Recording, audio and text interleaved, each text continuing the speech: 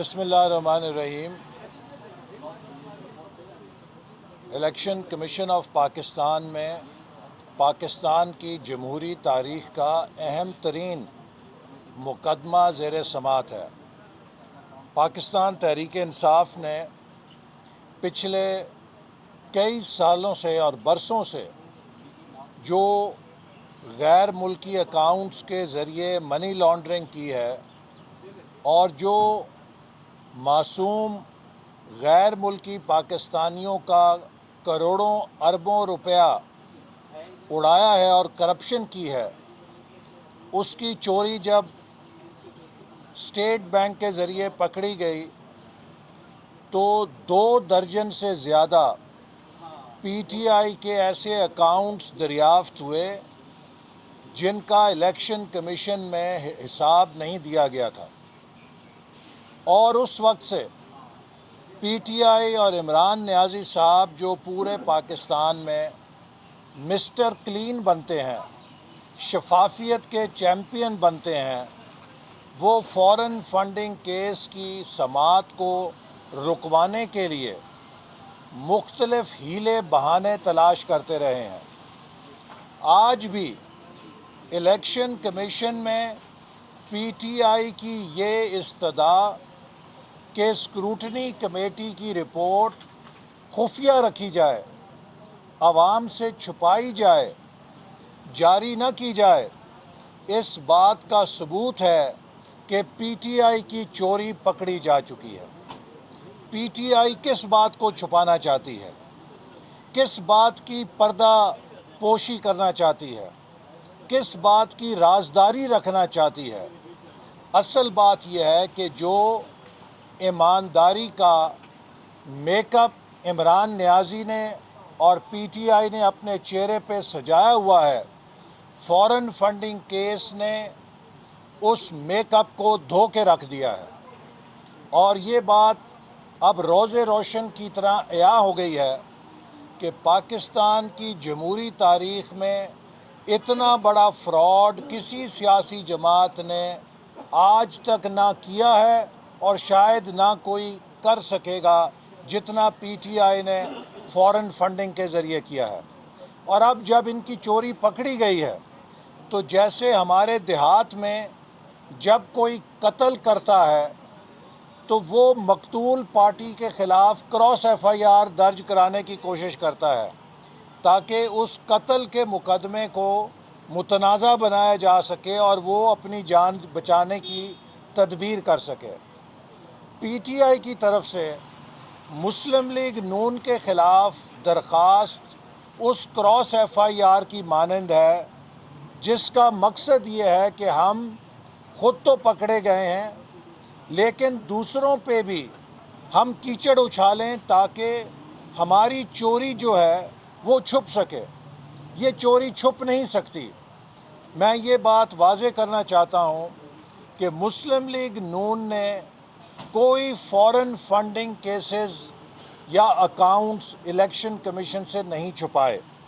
और मैं आपके सामने वो ऑर्डर पढ़ना चाहता हूँ कि जो यहाँ पर दिया गया जब पीटीआई की तरफ से ये हमारे ख़िलाफ़ दरख्वास्त दी गई कि हमारे अकाउंट्स की जांच पड़ताल की जाए, तो चीफ़ इलेक्शन कमिश्नर की सरबराही में 5 रुकनी कमीशन ने ये फ़ैसला दिया, the committee shell assess and evaluate the credibility and reliability of information provided by complainant Farrukh Habib about the alleged foreign funding of the respondent's party। यानी कि कमेटी से ये कहा गया कि फ़र्रुख हबीब जो दरख्वास्त गुजार हैं, ये जो कोई एविडेंस हमारे ख़िलाफ़ पेश करेंगे ये कमेटी उसे एवेल्यूएट करेगी और उसका जायज़ा लेगी। और फिर इसके बाद हमें जब नोटिस जारी किया गया तो उसमें लिखा गया, the complainant and his council shall also provide complete details of credible, reliable and verifiable evidence documents enclosed with the complaint along with summary of prohibited foreign funding for the perusal of the committee. آج تک P T I نے کوئی ایک ثبوت election commission کے سامنے مسلم league نون کی بدعنوانی کا پیش نہیں کیا. یہاں پر کھڑے ہو کے یہ اس بے شرمی سے جھوٹ بولتے ہیں کہ مسلم لیگ نون اپنے اکاؤنٹس کا حساب دے. میں ایک بار واضح کرنا چاہتا ہوں کہ مسلم لیگ نون کے کوئی ممنوعہ فنڈنگ کے کیس زیر سماعت نہیں. پی ٹی آئی نے جو ہمارے خلاف درخواست دی تھی، آج تک اس درخواست کے تحت سنگل پیس آف ایویڈنس ہمیں فراہم نہیں کیا گیا جس پر ہم سے جواب مانگا جائے.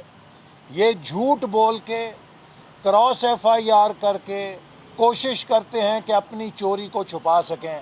اور اب تازہ چوری بھی پکڑی گئی ہے کہ عمران نیازی صاحب نے جب حکومت سنبھالی تھی تو 1,00,000 روپیہ ٹیکس دیتے تھے. 2 سالوں کے اندر اقتدار سنبھالنے کے بعد یک ان کا انکم ٹیکس 1 کروڑ روپیہ ہو گیا ہے. اس کا مطلب یہ ہے کہ ان کی آمدنی میں 1000 گنا سے زیادہ اضافہ 2 سالوں میں ہوا ہے. عمران نیازی صاحب، اگر آپ واقعی مسٹر کلین ہیں تو قوم کو بتائیں کہ وزیر اعظم بننے کے بعد آپ کے ٹیکس میں 1000 گنا اضافہ کون سے ذرائع آمدنی سے ہوا ہے. اگر آپ واقعی مسٹر کلین ہیں تو آپ قوم کو غیر ملکی تحائف کی تفصیلات سے آگاہ کریں. آپ بتائیں کون سے تحفے ہیں جو دوست ملکوں سے لے کر آپ نے بیچے ہیں اور پیسہ کمایا ہے. وہ کون سے تحفے ہیں جو آپ نے وصول کیے ہیں اور جنہیں توشہ خانہ میں جمع نہیں کرایا گیا. قوم جاننا چاہتی ہے. اگر آپ واقعی صاف اور ستھرے ہیں تو اسلام آباد ہائی کورٹ میں بار بار تاریخیں کیوں لیتے ہیں؟ کیوں نہیں تفصیلات بتاتے؟ اگر آپ واقعی صاف ستھرے ہیں تو کیوں اسکروٹنی کمیٹی کی رپورٹ چھپانے کی بات کرتے ہیں، اسے جاری نہ کیے جانے کی بات کرتے ہیں؟ میں سمجھتا ہوں کہ اب پاکستان کے عوام اس ڈرامے کی حقیقت کو جان چکے ہیں. عمران خان پاکستان کی تاریخ کے سب سے بڑے کون مین واقع ہوئے ہیں. کون مین وہ ہوتا ہے جو لوگوں سے فریب کرتا ہے اور مکر کر کے ان کی جیبیں خالی کرا لیتا ہے. تو عمران خان نے بھی دیانتداری کا لبادہ اوڑھ کر، اس کا ماسک پہن کر، اس کا میک اپ لگا کے پاکستانی قوم کی جیبوں کو لوٹ لیا ہے.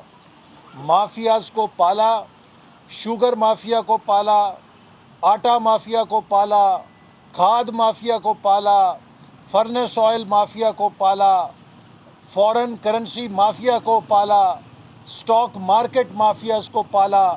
ان سب مافیاز کو کہا دونوں ہاتھوں سے لوٹو اور الیکشن میں مجھے ڈونیشن دینا. جو پچھلے الیکشن میں خرچہ کیا مجھ پہ وہ پیسے پورے کرو اور اگلے الیکشن کی گرائی کرو. لیکن سزا 22 کروڑ عوام کو ملی ہے.